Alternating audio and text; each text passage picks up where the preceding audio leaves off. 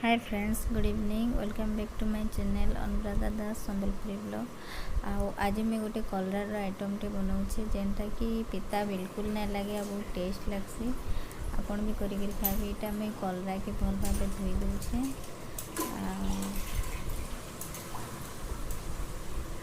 यहाँ धोईदेली, देखो पूरा सफा किना धोईदेवे।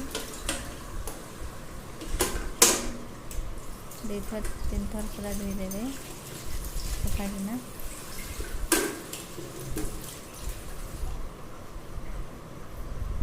तापर ये लगी किसी मसला धनिया जीरा लंका गुंड हल्दी सबू नेबे। से तेल देदेवे।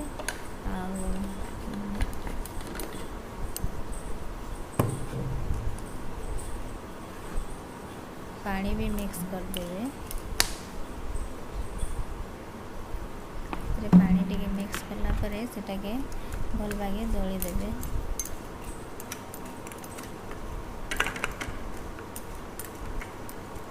देखो मैं केंदा मिक्स कर दूचे।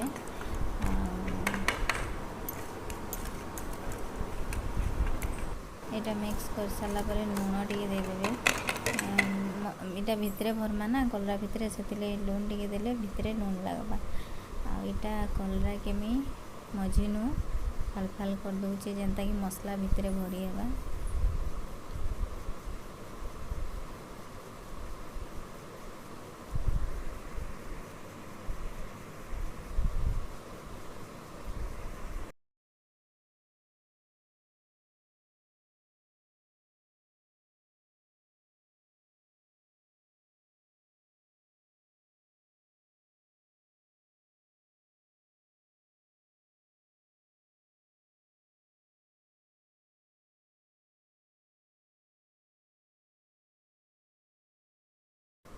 अंडा काटी सारे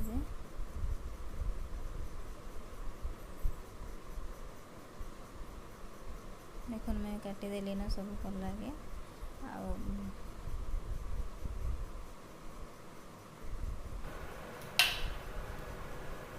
तार भितर में मसला भरी तार भितर पूरा टाइप मसला के भरी ने।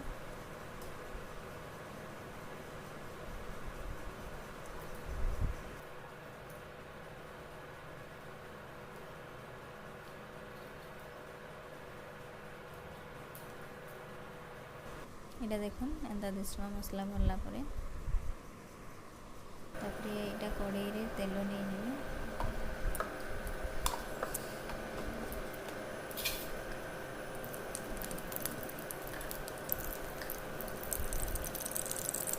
तेल गरम होला परे एटा कलरा के देबे।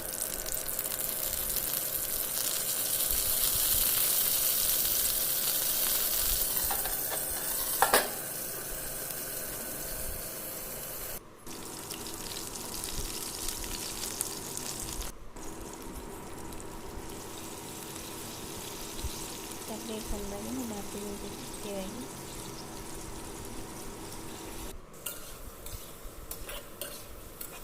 तापर लुण पकईदेवे स्वाद अनुसार।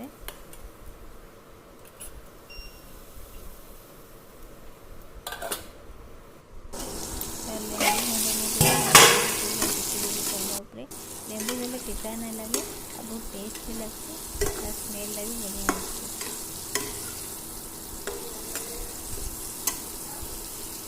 देखो केंता लाल होइछे। एंता बनाबे खाइबे।